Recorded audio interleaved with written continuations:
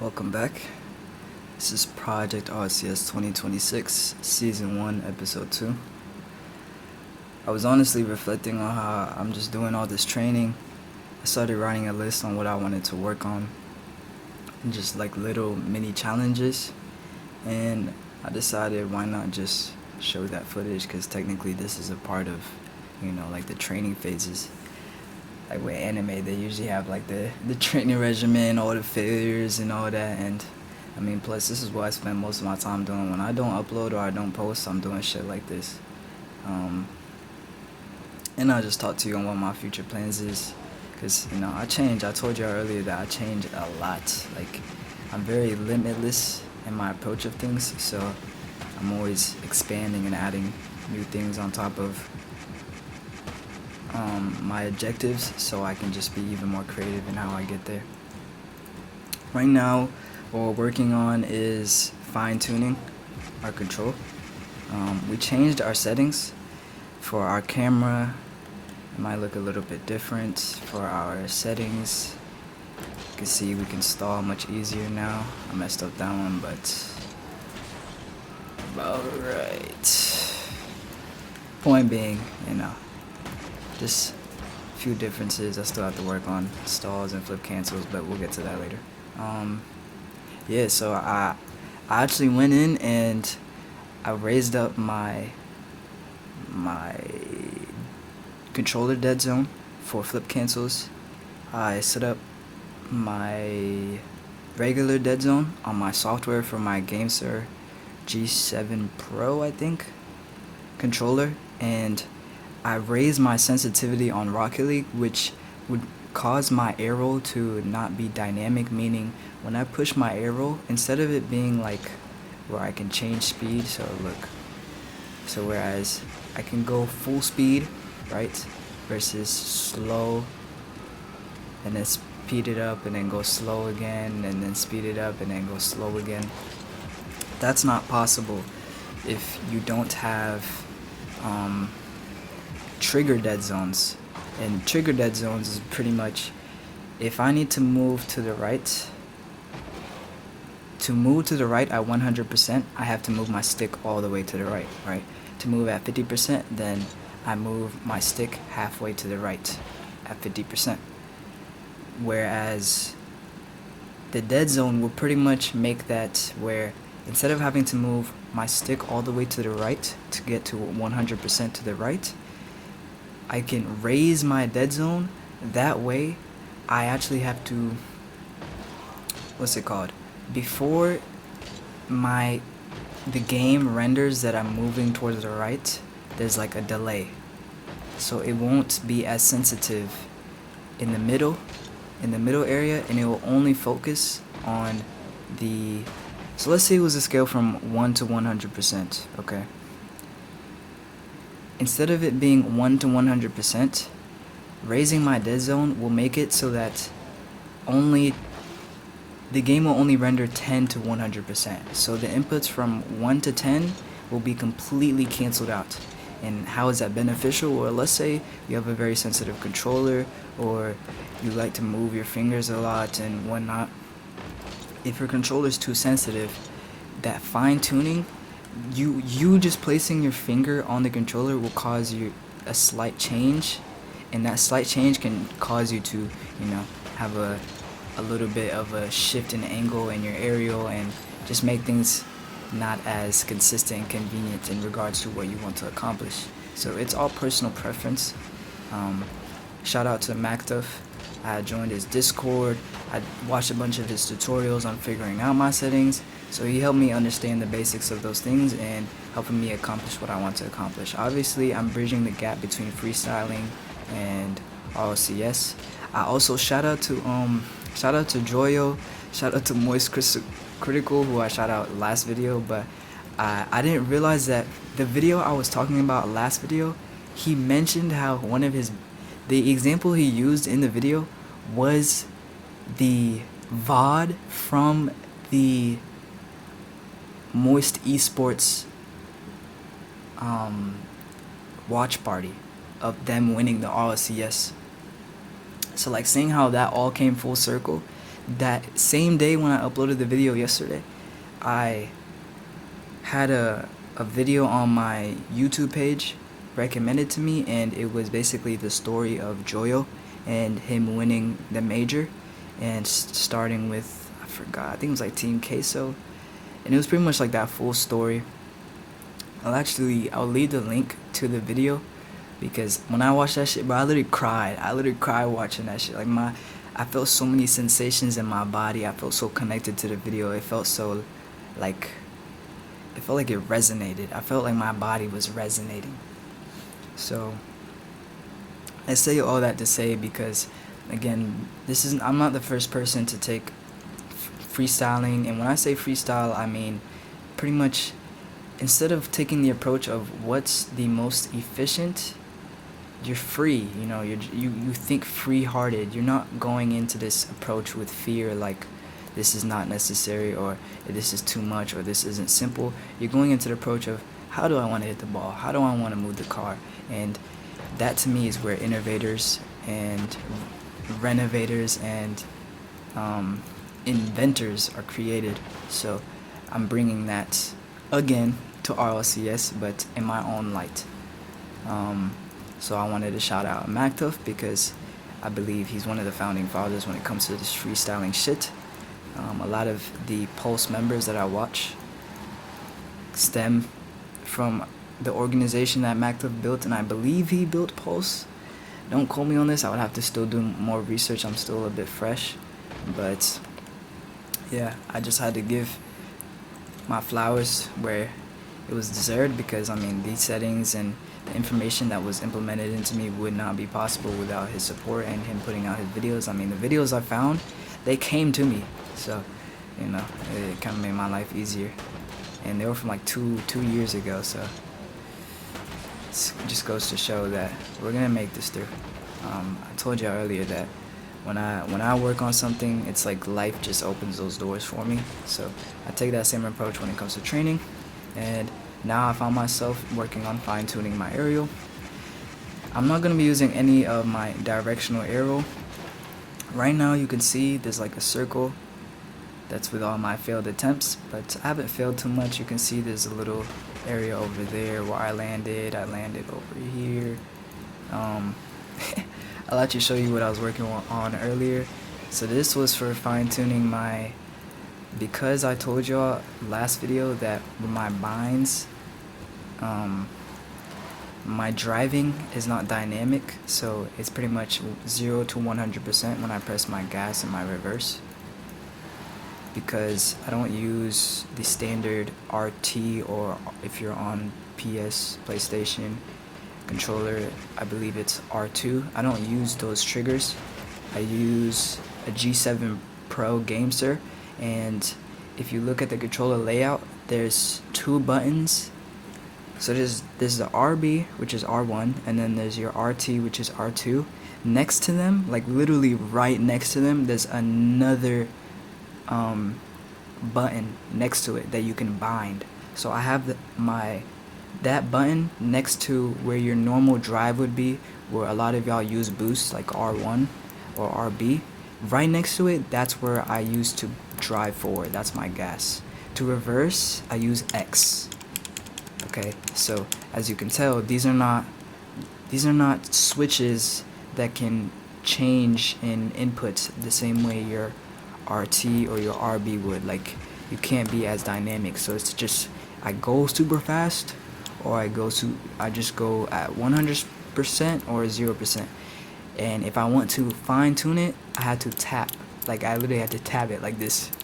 That's just small ass inputs. But point being, I was working on that earlier. I already accomplished that. I was also working on, what's it called, my dashes, but instead of using free arrow, because I started this game years ago only using free arrow, which is like unconscious for me, I instead decided I was going to use my directional right and left arrows so that I can already have that open.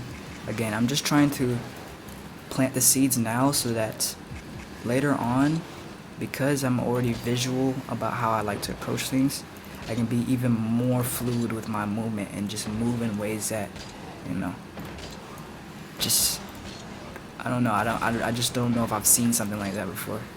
And if I have, I just wasn't aware of it. But I'm not sure. I don't know if there's players out there that have both right and left directional arrow, and they're both dynamic. It's probably because this is something that was introduced into the scene when Zen was coming up, that like way he was popularized at least.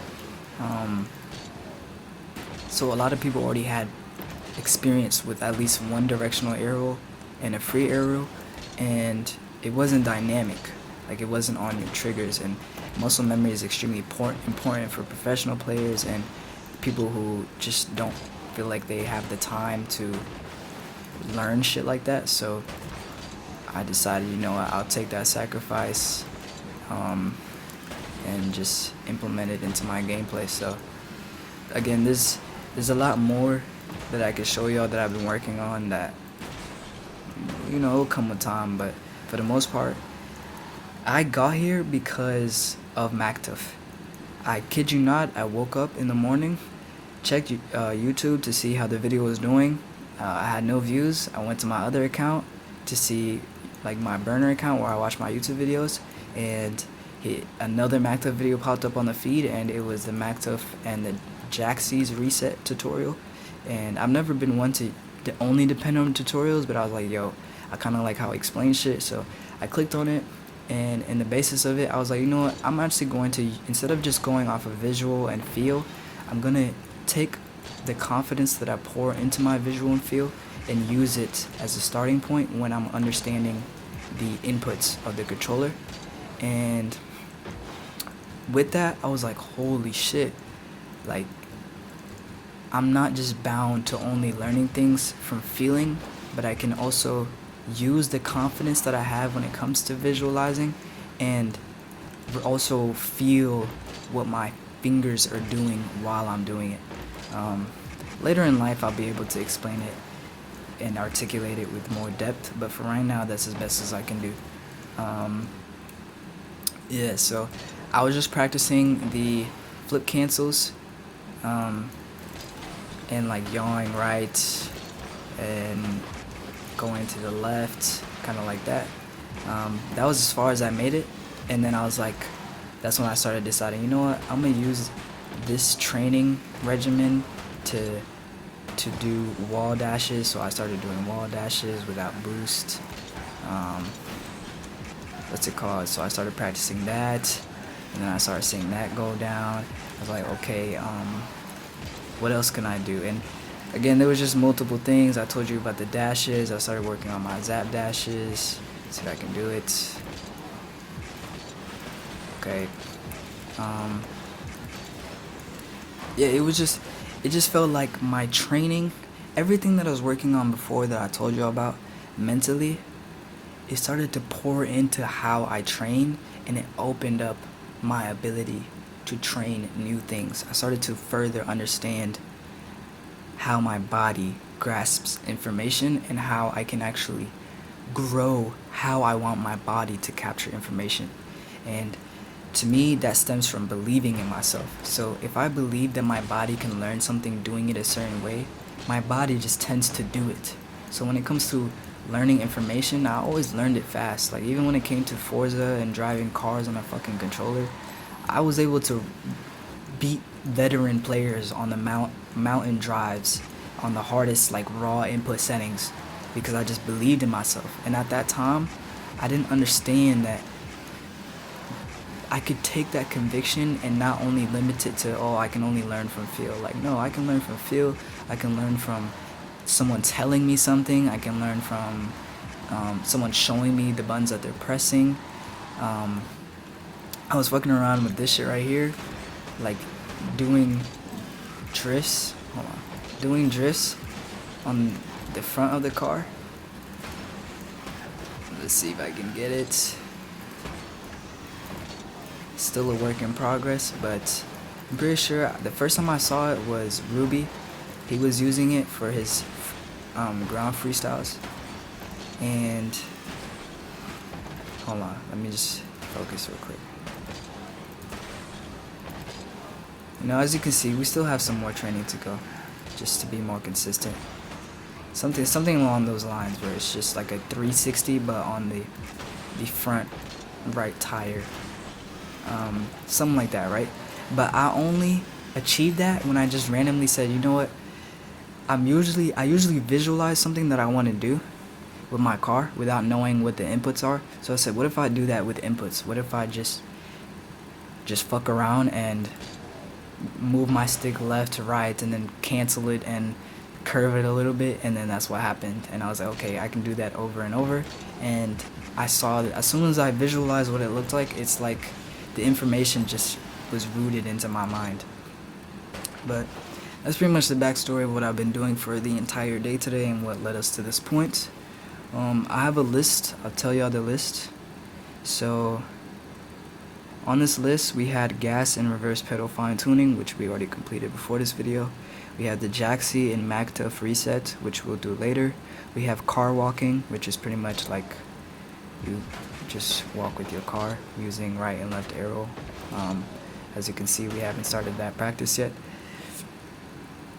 We have aerial fine tuning and chain dashes. When I say chain dashes, I mean the shit that you've seen on TikTok where niggas is like back and forth, like just dashing.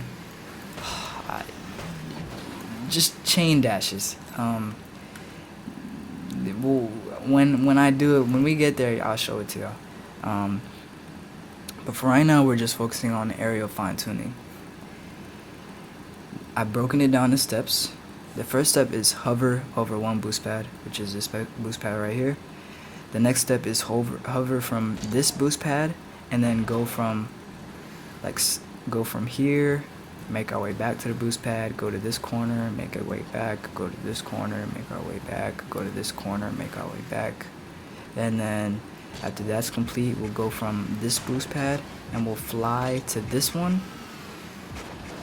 And then after we do that a few times, we'll go from that boost pad, come here, and then make our way back. And all of this is with no arrow. So this is just strictly up or forward, back, left, right inputs with our stick. And then we'll repeat that using left and right arrow.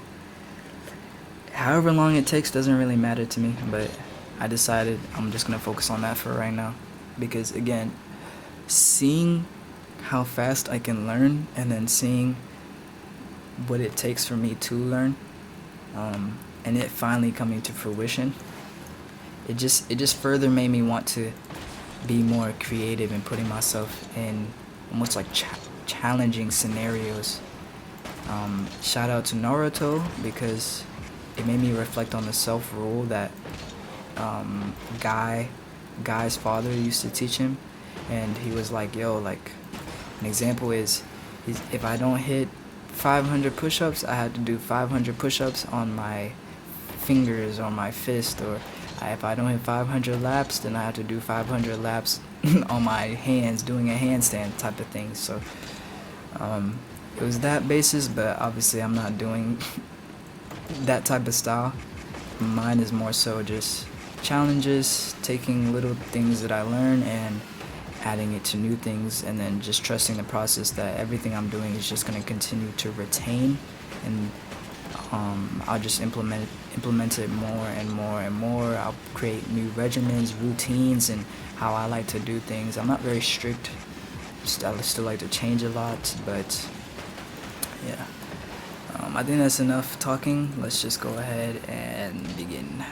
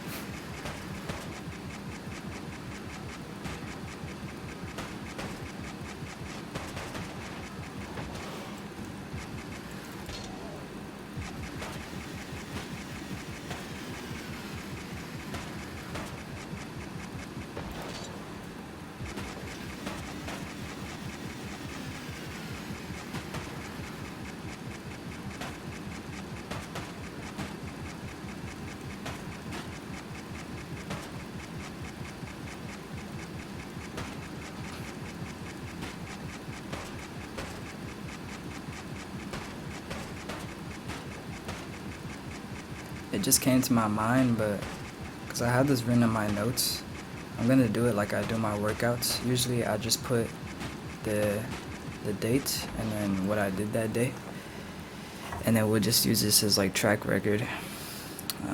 Today is March 16th,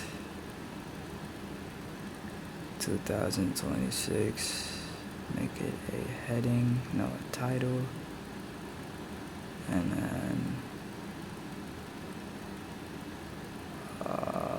yeah, kind of like that.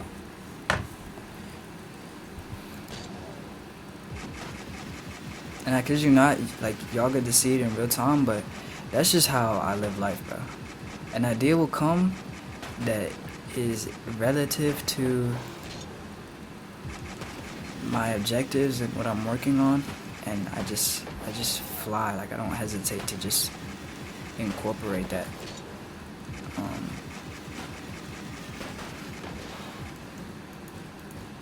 And I think because I'm always being open to expansion, like, my ambitiousness almost puts me in a position where I'll set a goal, and in the midst of working on that goal, I'm already positioning myself to be prepared to move on to the next step on top of that. And before I even know it, the first goal is already completely mastered, and I'm like looking at a fifth goal while I'm working through the 2 through 4 goals that I already had set up from the first goal.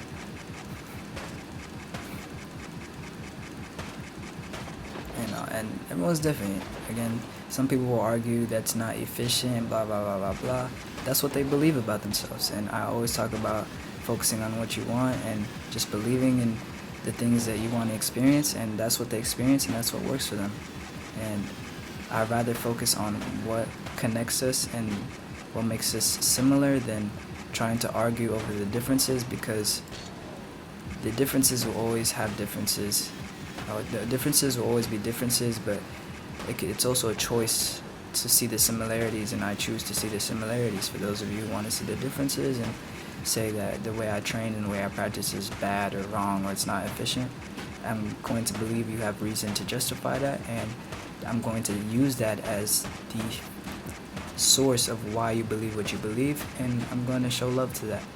But at the end of the day, I'm going to respect that I do what I want to do and how I like to do things. And just like an artist, you have your own songs. You have your own style of how you make your songs. I have my own style of how I make my songs.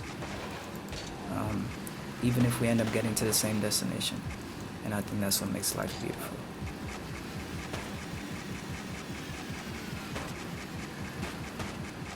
It's funny because I had a conversation with my father yesterday about what I was going to do with the money after RLCS, and I was telling him my plans. Moving out, moving in with my partner, and doing the furnishing and all that, taking a little break, letting y'all catch up on the RLCS footage so you can get some context of my story. Because this is damn near like a documentary, a movie, to be honest. And it's almost like life is putting me in every single position for something like this to occur. And we found ourselves talking about finances and taxes, and moral of the story is I was telling him my view on taxes and how I saw the beauty in it.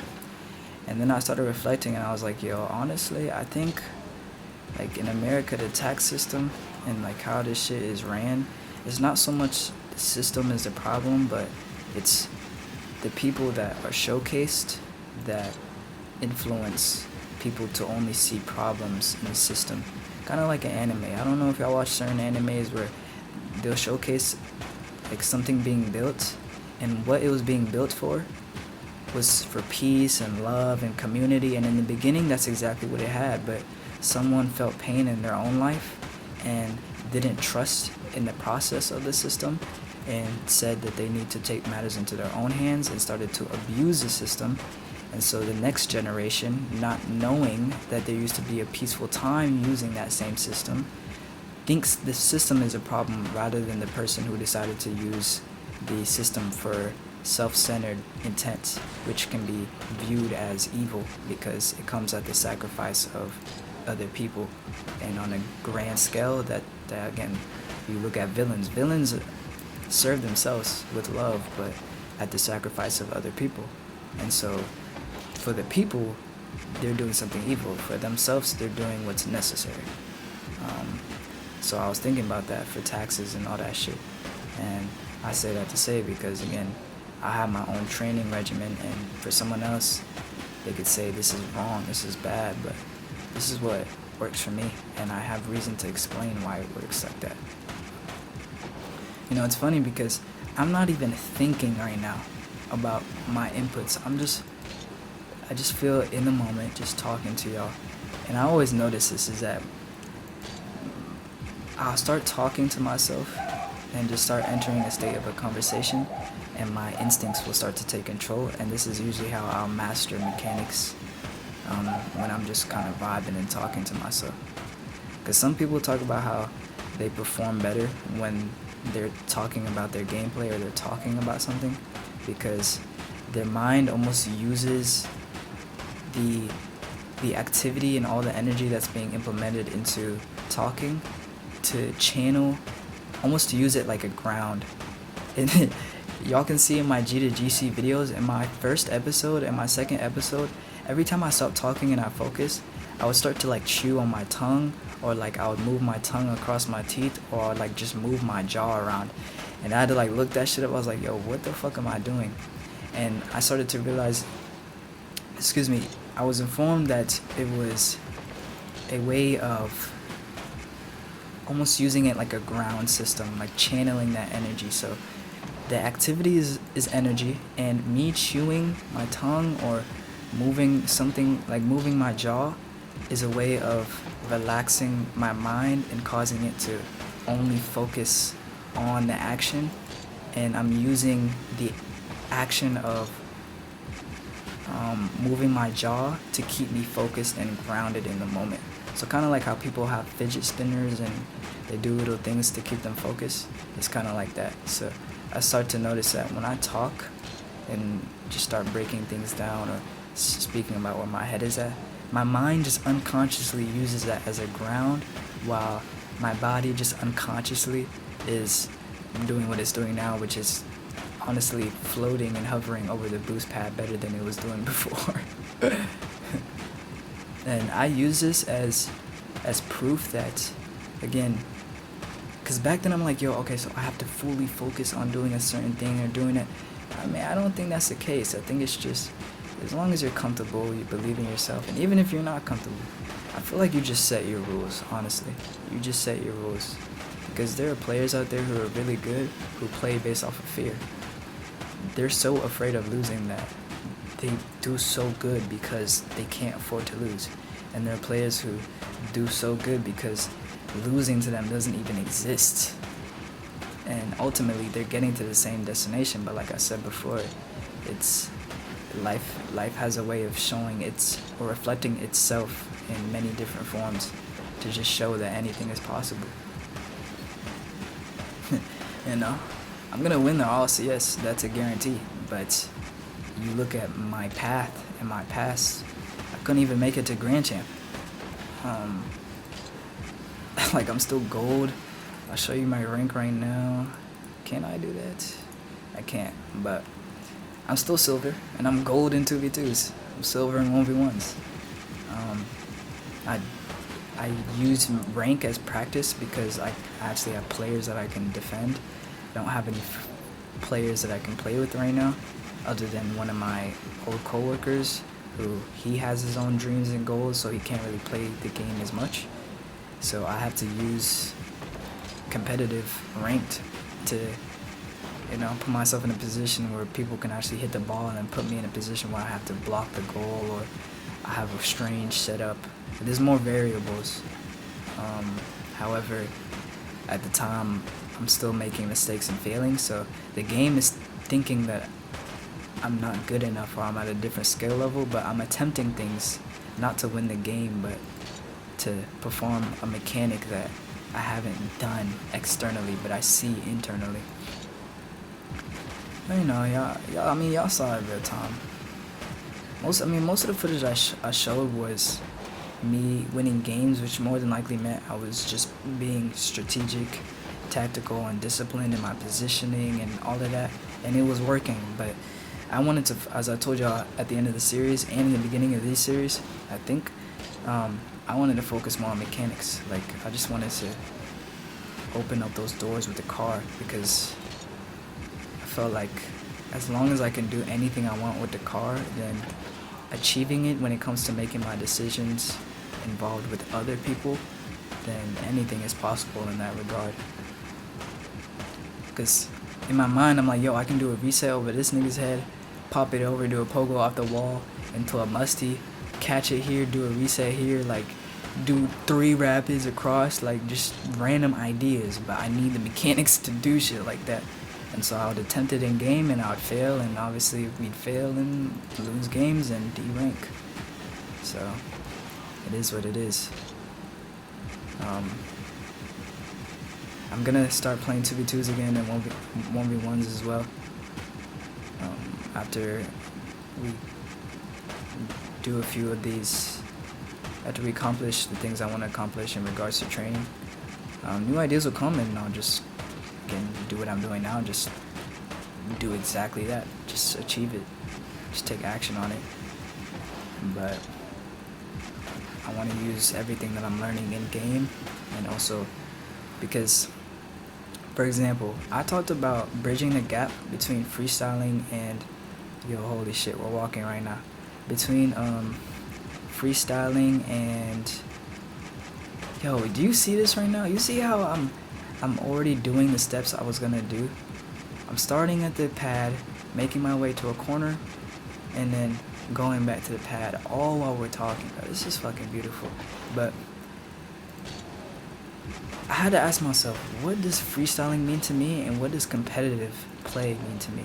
And I feel like freestyling is the act of being expansive with what you want to do with the car. What you want to do with the car and with the ball.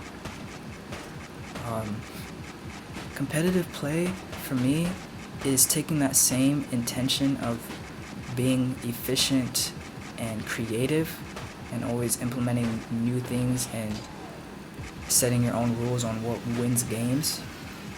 However, you're focused on scoring goals, playing defense, passing, positioning, boost management, time awareness, space awareness, demos, bumps. Like, there's more variables outside of just you and the ball. Whereas with freestyling, for me, I think it's you, the ball, and then if you have teammates, then kind of that same thing. However, to make things even more specific,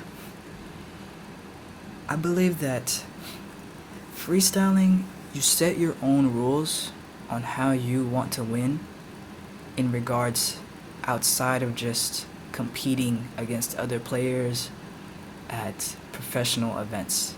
Okay.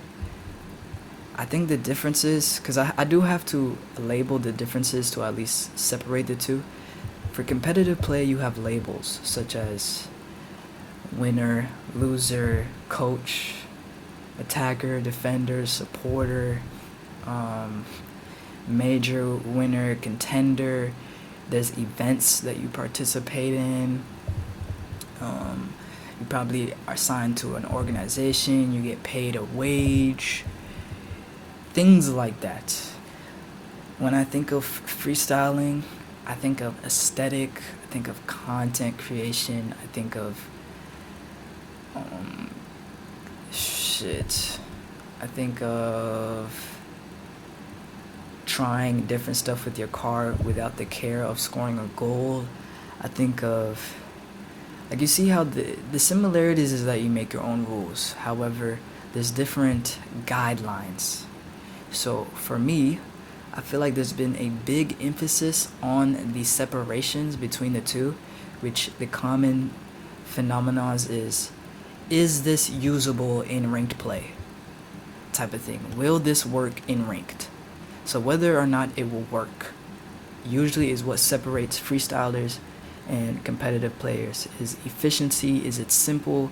Does it match the play style that the organization and the coaches feel is the best way of making income and winning the game and satisfying the community?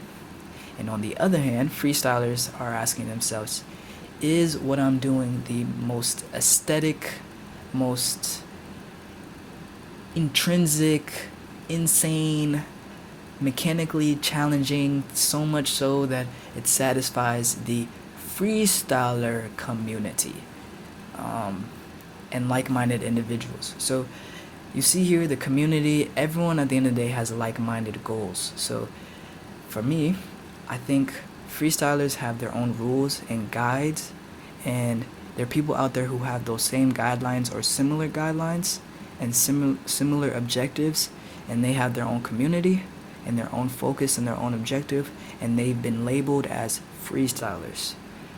Other freestylers, but now implemented in ranked play, they have their own goals, their own guidelines, their own objectives, and they have their own community with like-minded individuals. However, they have been labeled as professional competitive players, RLCS, competitive players, ranked players or competitive players, okay? So the difference here could also be game modes. It's infinite, right? As you can see, because I can keep going on and on and on and on. What does bridging the gap mean for me? Expansion.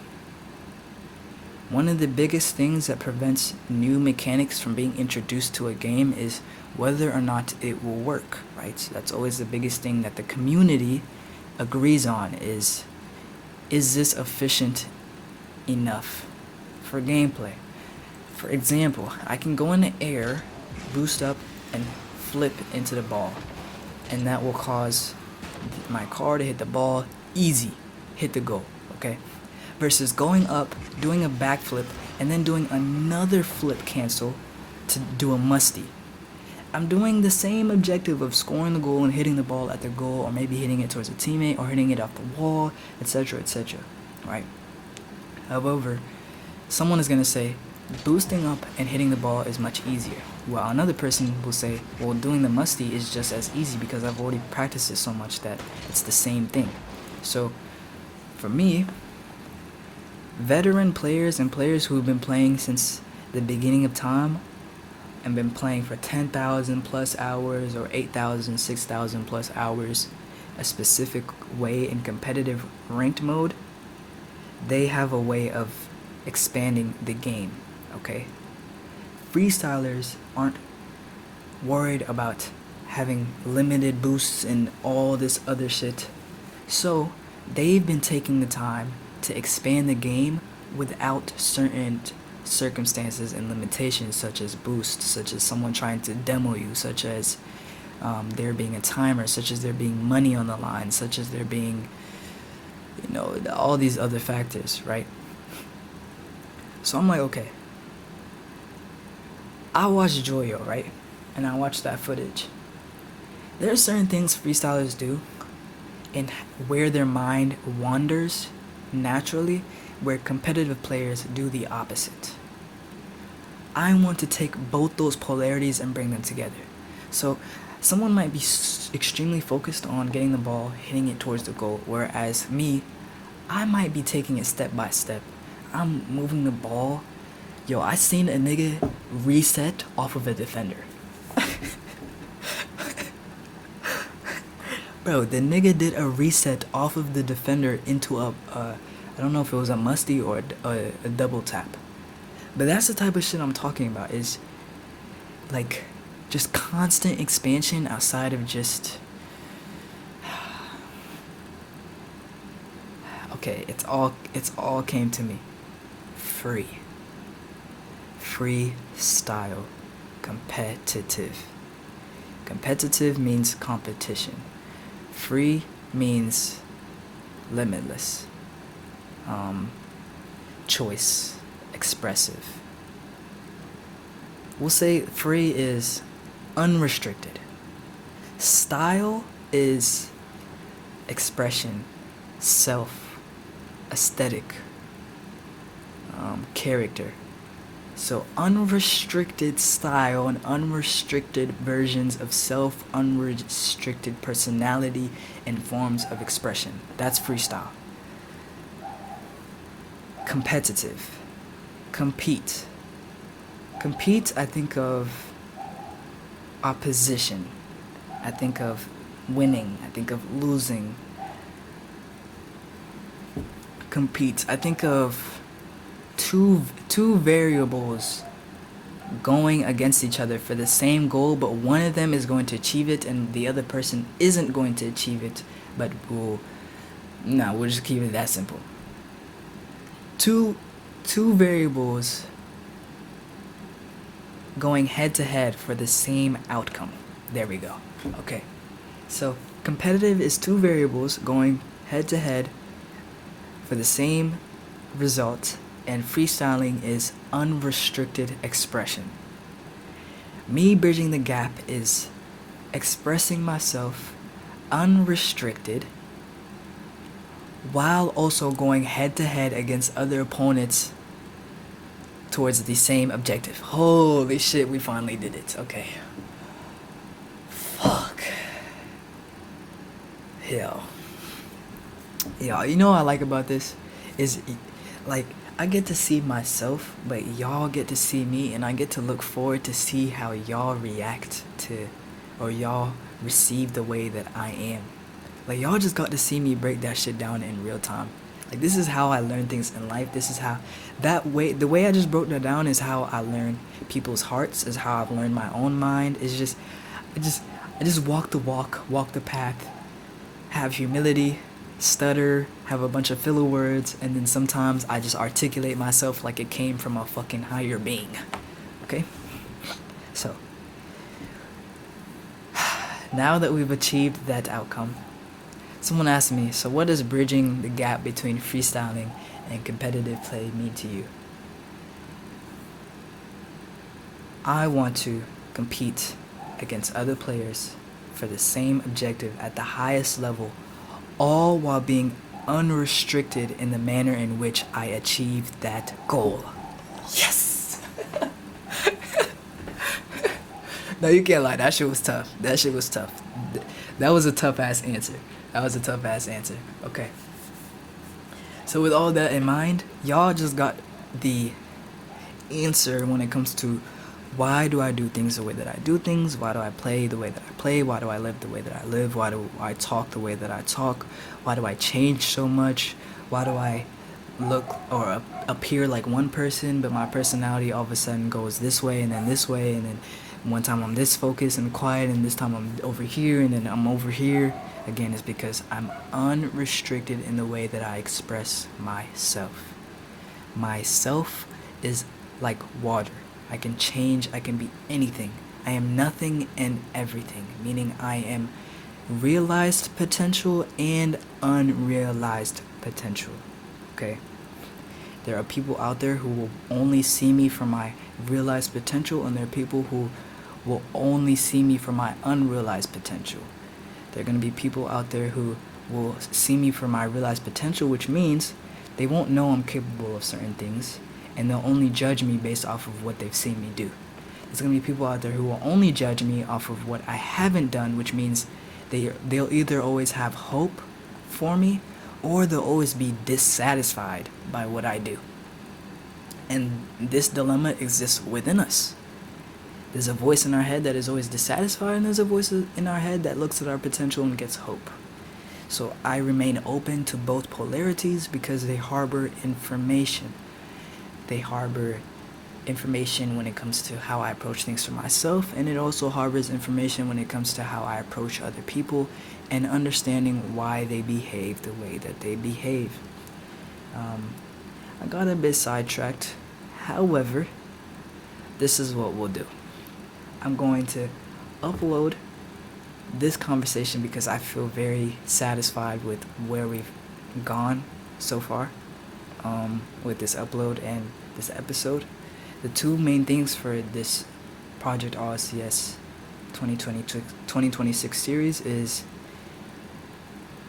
I just, I want to treat it like a FaceTime, bro. I want to treat it like spending time with y'all. If I have something I want to show y'all or say to y'all, I'm showing up. And if it's in regards to the 2026 RLCS, then that's what it's going to be packaged as for the thumbnail and the title. And then you'll just have to watch the video and receive what I wanted to express to you. Kind of like a conversation. In regards to winning the RLCS and all of that, I watched apparently Jack's girlfriend, her behind the scenes of her attending the 2025 World Championship, and I got to see the environment, what it was like, and I'm going to use that as inspiration for recording footage on my phone so y'all can see what it's like from a professional player's POV. And not only that, but a professional player who is not sponsored by an organization, who is independent, who also started from the ground up just like any one of y'all, who also started from plat, gold, silver rankings just like your average player, who also had talent, who had potential, who had failures, who had upbringings, and etc, etc, etc, etc.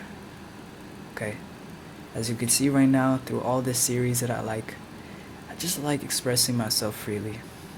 I like having a goal, and I like achieving that goal and walking the path until the very end.